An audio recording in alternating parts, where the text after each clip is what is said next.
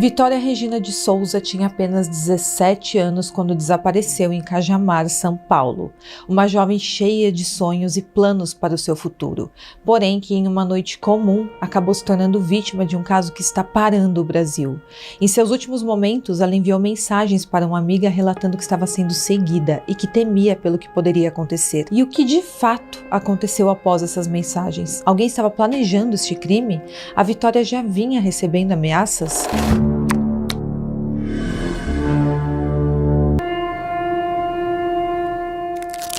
Vitória Regina de Souza, de 17 anos, morava no bairro Ponunduva de Cajamar, em São Paulo, e ela desapareceu no dia 26 de fevereiro, uma quarta-feira comum. Ela morava com a sua mãe e com o seu pai, e claro que após não chegar em casa no horário esperado, já começou aquele desespero de amigos e familiares em não saber onde a Vitória está. A Vitória até então era uma jovem comum, começando sua vida, tendo ali o seu primeiro emprego, construindo a sua carreira, como todos fazemos quando estamos passando da fase da adolescência para a fase adulta. E o que se sabe é que ela tinha um ex-namorado chamado Gustavo Vinícius e atualmente ela estava conhecendo um outro rapaz. Na noite do seu desaparecimento, a Vitória saiu do trabalho às 11 horas da noite e ela trabalhava em um restaurante localizado em um shopping de Cajamar, onde ela operava o caixa ali do estabelecimento. E após sair, ela se dirigiu até um ponto de ônibus perto do shopping. Ela encontrou uma amiga dela lá e essa amiga disse em depoimento para a polícia que a Vitória agiu de forma bastante estranha e ríspida. Para chegar até sua casa, a Vitória teria que pegar também outro ônibus, então ela desceu desse primeiro ônibus quando chegou no ponto e se dirigiu até um outro ponto que ficava do outro lado da rua, em uma rua aparentemente bem escura ali e vazia, uma avenida, e é onde capturaram a última imagem da Vitória com vida. Naquele dia o pai dela não poderia buscá-la no trabalho como ele fazia de costume, então ela teve que pegar esses dois ônibus e depois teria que andar a pé em uma estrada de terra bem erma e escura até a sua casa. Segundo o delegado responsável pelo caso, o trajeto do ponto de ônibus final até a casa dela duraria cerca de 15 minutos a pé e seria em um trecho bastante escuro. O pai da Vitória, conforme eu falei, costumava buscá-la no ponto final do ônibus, porém o carro da família estava quebrado naquela noite. E como já estava tarde, seu pai não poderia buscá-la, ela acabou até mandando mensagem para o seu ex-namorado, para o Gustavo, pedindo uma carona para ele. Porém, ele acabou não respondendo essas mensagens. Em algumas matérias cita que ela também pediu para o seu atual ficante, mas ele também não pôde dar essa carona. Em um primeiro momento, o ficante dela, que não foi identificado até o momento, falou com as autoridades e ele falou que não teria respondido às mensagens dela porque ele estaria dormindo. Porém, depois ele acabou confessando que não estava dormindo, mas estava se relacionando com outra menina e por isso que ele não respondeu às mensagens da Vitória pedindo aquela carona. Essa outra menina também foi chamada na delegacia e ela confirmou tudo que esse menino falou, então o álibi dele foi confirmado. Já em relação ao Gustavo, ao ex-namorado da Vitória, ele tem 26 anos e namorou com ela por 4 meses e é dito que a família dela desaprovava esse relacionamento e ela havia terminado com ele há um mês. O Gustavo não respondeu a mensagem da Vitória pedindo a carona, porém ele respondeu outras mensagens que tinha no seu WhatsApp no mesmo horário, então ele apenas não respondeu à Vitória. Então, com isso, ela acabou indo embora sozinha naquele dia e durante o trajeto ela enviou algumas mensagens de texto e também de voz para uma amiga que ela estava conversando. Ela relatou primeiro que estava no ponto de ônibus e que tinha 2 homens lá e ela disse que estava com medo ali da situação, não estava se sentindo muito confortável. Depois ela falou que esses 2 homens haviam embarcado no mesmo ônibus que ela e que ela estava com bastante medo, porém ela acabou descendo antes deles e depois ela mandou mensagens falando que estava em segurança porque eles tinham ficado no ônibus e ela tinha desembarcado. E nesses prints que eu vou deixar aí na tela para vocês, mostra que esse horário era entre 11h45 e meia-noite, em que ela estava conversando com essa amiga. E uma coisa que me chamou bastante atenção nessas mensagens foi a amiga dela falando o seguinte: você vai ter que contar para o seu pai. Agora, o que a Vitória teria que contar para o pai dela? Será que ela estava sofrendo alguma ameaça e não havia contado para a sua família, apenas para sua amiga? Então esse é um ponto aí que seria necessário ser investigado. E aí depois Depois que ela já tinha descido do ônibus e já estava a caminho da sua casa a pé, ela mandou outras mensagens para uma amiga dizendo que estava com medo porque tinha passado um carro com 2 homens e eles haviam mexido com ela. Depois ela mandou outras mensagens dizendo que o veículo tinha se afastado e tinha entrado em uma favela próxima, então estava tudo tranquilo. Passou uns caras no carro e eles falaram, e aí, vida, aí tá voltando. Ai, meu Deus do céu, eu vou chorar, vou ficar mexendo no celular, vou nem ligar pra eles. Ai, tá tudo certo, eles entraram pra dentro da favela. Saiu até lágrima dos meus olhos agora. Nossa, até me arrepiei. Na hora que eles passaram lá do outro lado, eles falaram, e vida. Aí eles voltou, filho. Falei, pronto, esse menino vai voltar aqui. Mas aí eles pegaram e entraram ali na favela. O que acontece? As coisas eu não consigo correr. Eu paraliso, eu não sei o que eu faço. Eu não consigo correr, eu fico parada. No caminho, ela enviou um último áudio para sua amiga dizendo que os 2 homens que estavam no ponto de ônibus e também no ônibus não haviam descido com ela e que o carro havia entrado naquela favela, então estava de boaça, segundo as palavras dela. E as imagens das câmeras de segurança confirmam a presença de 2 rapazes no ponto de ônibus próximo ao local onde a Vitória aguardava o transporte e dá para ver que ela sobe no ônibus e eles também, e ela relatou que estava desconfortável com toda aquela situação. E depois, quando ela desceu do ônibus e foi fazer o trajeto a pé, 2 homens que estavam em um carro, que ela contou para amiga dela, assediaram. Porém, depois, conforme eu falei, eles acabaram entrando em uma favela e sumiram. Então, ela achou que estava tudo tranquilo. E a impressão que dá nesses áudios, quando você escuta, é que a Vitória parecia que estava prevendo que algo ruim aconteceria com ela. Então, será que ela estava com medo pela região que ela estava a ser perigosa e ela saber disso? Ou será que ela já vinha recebendo ameaça por alguém? Obviamente que se eu estivesse aqui na mesma situação que a Vitória, em uma rua vazia, escura, sozinha, uma região meio de mato, eu também estaria bastante apavorada. Então é justificável que a Vitória estava bastante assustada em estar mais de meia-noite, passando ali da meia-noite, sozinha, andando na rua. Mas esses áudios dela parecem até um prelúdio do que ocorreria a seguir. O fato, pessoal, é que depois disso, ninguém mais conseguiu falar com a Vitória e ela nunca mais voltou para casa. Testemunhas alegaram que viram o Gustavo, o ex-namorado dela, circulando pelo bairro onde a Vitória desapareceu e ele estaria usando um carro emprestado de outra pessoa. E estranhamente, quando a família da Vitória percebeu que ela estava desaparecida e mandou mensagens ao Gustavo avisando e pedindo informações, ele respondeu apenas um ok. Além disso, a mensagem que a Vitória havia enviado para ele foi a única que ele ignorou no WhatsApp. Ele só foi abrir a mensagem dela 4 horas depois, e essa atitude levantou bastante suspeitas contra ele na investigação. Depois que a Vitória foi dada como desaparecida, buscas se iniciaram e exatamente uma semana depois o seu corpo foi encontrado, no dia 5 de março, essa semana. Ela foi encontrada decapitada e com sinais de tortura na tarde do dia 5 de março e ela estava em uma área de mata de Cajamar, na região metropolitana de São Paulo. Aquela região era bem afastada da cidade e o corpo estava em avançado estado de decomposição e ela estava sem roupas, apenas com o sutiã preso na sua axila esquerda, que também estava enrolado em seu pescoço. Ela foi deixada ali depois de ter a vida tirada, então ela não teve a vida tirada naquele local e provavelmente essa foi uma tentativa de ocultar o corpo. A investigação acredita que pelo menos 2 pessoas a levaram até aquela área de mata onde ela foi encontrada. A família reconheceu o corpo da Vitória por conta das tatuagens que ela tinha no braço e na perna e também um piercing no umbigo. E a mãe da Vitória passou mal ao ver o corpo da filha. Não ia passar porque eu estou passando. Pai, o senhor tem certeza que é alguém que era conhecido dela, então? Absoluta. Absoluta. Se não fosse conhecido, justamente pegar a menina no dia que o meu carro quebra, sabendo o horário que chegava, tudo. Você quer que eu imagine o quê? Alguém que estaria acompanhando já essa rotina dela, que conhecia os passos da Vitória. Eu não suspeito de ninguém, porque é assim, você só pode suspeitar da pessoa quando você tem certeza. Então eu não tendo certeza, não adianta. Naquele dia, quando ela saiu de casa, ela fez malas e aquilo te chamou a atenção. O senhor fez seu papel de pai, o senhor falou, não precisa de tudo isso. O senhor acha que naquele momento ela talvez já tivesse com medo de algo?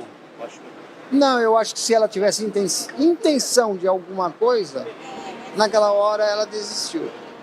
Entendeu?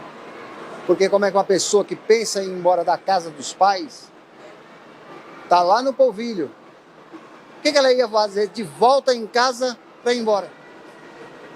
Tem lógica? Pai, e essa intenção? É o que eu estou falando, já falei para todos. Eu não sei de nada. Tá tudo em sigilo. Eles não me falam nada. Eu queria estar lá dentro e saber de tudo. Nome, cor, idade, tudo. Eu queria saber tudo. O senhor proibiu o relacionamento dela. É o pai que está tentando acompanhar aí até, né, pela imprensa, um pouco da investigação. Não é que eu não gostei. Quando eu tenho aquele negócio, se eu não for com a cara da pessoa, eu achar que não presta, para mim vai ficar não prestando. Você entendeu? O senhor não deixava então um relacionamento? Esse novo relacionamento, se ele conhecia? Diz que não. É proibido. Era o Gustavo Lira que o senhor tinha proibido, é isso? Aí é aquele negócio onde você está me perguntando. Eu não sei o nome todo de ninguém. Entendeu? Eu não sei o nome. Não sei o nome completo, só para eu ter Carlos Alberto Souza. O pai, uma última questão só, e não é nenhuma questão. Eu queria que o senhor, se pudesse, fizesse uma análise de tudo isso, né? Geral, assim. Porque o senhor conta várias coisas, são vários pontos, e no fim, que análise você faz? Quer saber uma análise que eu faço? A maioria do ser humano não vale nada. Nada. Que uma pessoa que tem coragem de fazer o que foi feito com uma menina dessa, 17 anos, vindo do trabalho, meia-noite, ela não estava vagabundando, sabe? Ela trabalhava porque ela precisava. Não porque ela é filhinha de papai, não porque ela tinha dinheiro ou para se divertir. Ela trabalhava porque ela queria comprar as coisas dela. E eu mesmo não podia dar. Você entendeu? Pai, eu posso trabalhar? Pode. Eu sempre deixei. Não porque eu precisasse dela trabalhar para sustentar, que nem certas pessoas falam na internet, que quem era o culpado era o pai, era a mãe. Só que nego não sabe da situação que a pessoa passa. Nego não sabe se a pessoa precisa. Não sabe nada disso. Tá?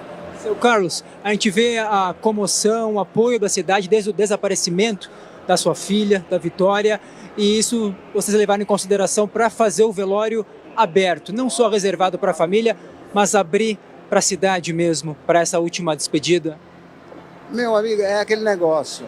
Todo mundo tem o direito de ver quem gosta. Você entendeu? Todo mundo tem o direito de ver quem gosta. E esse caso é extremamente triste e cruel em como a Vitória foi deixada naquele local, com claros sinais de tortura. A polícia apontou em uma coletiva de imprensa realizada ontem, na quinta-feira, 2 aspectos que podem indicar a participação de uma organização criminosa na morte dela. O delegado mencionou o PCC. A suspeita é que o ex-namorado da Vitória sabia que esse crime aconteceria, porém ele não participou ativamente do crime, mas claro que isso é apenas uma suspeita, uma linha de investigação. Segundo o delegado responsável do caso, o Aldo Galiano Júnior, o fato da cabeça dela ter sido encontrada com o cabelo raspado aponta uma possível, o que eles chamam de talaricagem, que seria o termo usado para o ato de se envolver com o cônjuge de um amigo.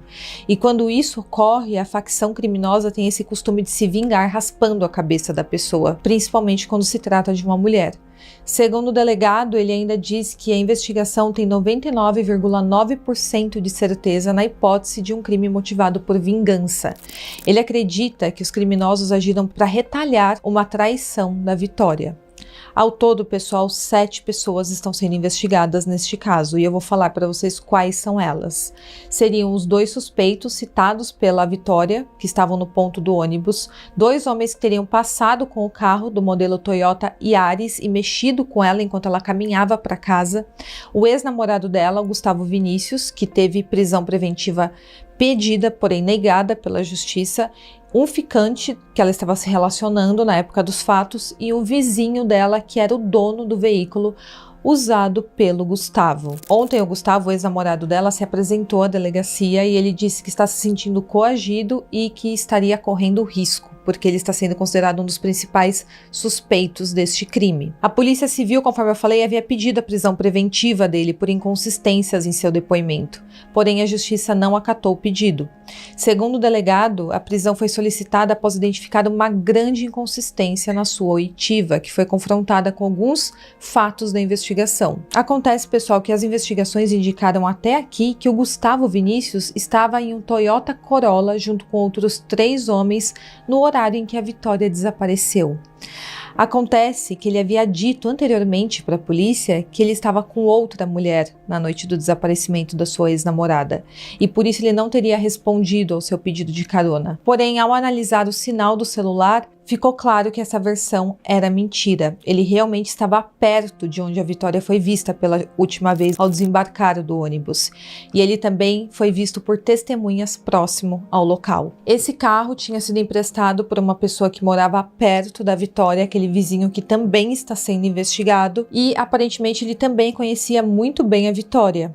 O veículo foi apreendido e nele foi encontrado um fio de cabelo que agora será examinado no Instituto Médico Legal para avaliar se é compatível com o DNA da Vitória. A polícia também tentou localizar o dono do carro ontem, quinta-feira, porém não encontrou esse homem e ele pode inclusive estar foragido. A polícia aqui está trabalhando com 2 linhas de investigação. A primeira linha envolve o motivo de vingança e, segundo o delegado, foi encontrado um motivo pessoal muito forte entre a Vitória e o Gustavo para ser usado de motivação neste crime, porém que até então ele não iria revelar essa informação porque está em segredo de justiça. Conforme eu falei, a Vitória tentou contatar o Gustavo na noite em que ela desapareceu pedindo uma carona, mas ele não respondeu essa mensagem e só visualizou horas depois, e às 4 horas da manhã ele respondeu mensagens da família da Vitória que avisava sobre o seu desaparecimento apenas com ok.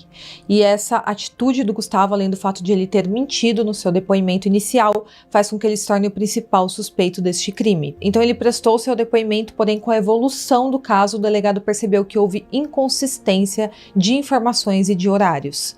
Já a segunda linha envolve uma possível ameaça. Pessoas próximas à Vitória afirmaram em depoimento que ela estava sendo intimidada há semanas. E quem quer que seja o autor do crime, segundo o delegado, tinha muito conhecimento ali da região e provavelmente era um morador da área. De acordo com a Polícia Civil, 14 pessoas já foram ouvidas e 7 estão sendo investigadas. Testemunhas contaram que viram um carro com homens seguindo a Vitória quando ela caminhava para sua casa, que fica localizada no bairro Ponunduva, e isso depois que ela desceu daquele ônibus. E a polícia acredita que a Vitória foi sequestrada, levada até um cativeiro que ficava a cerca de 30 quilômetros de distância do local em que ela desceu do ônibus, e nesse local ela teria sido torturada por mais de um dia, até ter o seu corpo desovado com o cabelo raspado e o pescoço cortado em uma área de mata em Cajamar. A prefeitura de Cajamar decretou luto oficial de 3 dias em respeito à memória da Vitória e solidariedade à sua família,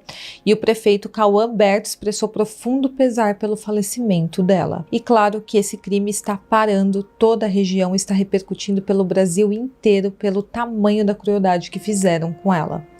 As investigações ainda estão em andamento, com a polícia trabalhando para tentar identificar e prender os responsáveis pelo crime. Provavelmente hoje teremos mais informações sobre este caso. Se tiver alguma informação que possa estar inconsistente aqui, eu já aviso vocês que quando o caso é muito recente, existem informações desencontradas. Ontem mesmo diversos jornais deram uma informação e depois corrigiram essa informação. Então, como a investigação ainda está ocorrendo, tem muitas informações que acabam se desencontrando, mas eu tentei averiguar o máximo possível e trazer tudo aqui na linha do tempo para vocês. Hoje o ex-namorado dela é um dos principais suspeitos, ou de saber do crime ou de ter participado ativamente deste crime. Esta é uma das linhas de investigação de que ele teria motivos para se vingar da Vitória, mas vamos aguardar e ver o que é decidido aqui pela Justiça. Pessoal, acabei de receber atualizações sobre este caso que está a todo vapor, em plena investigação, e por isso que eu acabei de receber essas novidades e já vou colocar aqui no vídeo para vocês. É o seguinte, a polícia já identificou o autor do crime e seria Daniel, amante de Gustavo. Sim, o ex-namorado da Vitória tem um caso com este homem chamado Daniel e o Daniel tinha ciúmes da Vitória. O Daniel contou com a ajuda de 2 comparsas para cometer o seu crime. Eles estão escondidos em uma região de mata e a polícia já está fazendo buscas pela área, porém até agora não foi revelado quem seriam esses 2 comparsas e como o Gustavo está envolvido, se ele sabia do crime. Até agora não foi esclarecido isso. E a Polícia Civil concluiu que esse se trata sim de um crime passional. Bom, pessoal, essa é a última atualização que tenho desse caso, então a motivação foi ciúmes. O Daniel tinha um caso com o ex-namorado da Vitória e por causa de ciúmes teria tirado a vida dela de maneira extremamente cruel. Tendo mais atualizações sobre este caso eu trago aqui para vocês e até o próximo vídeo.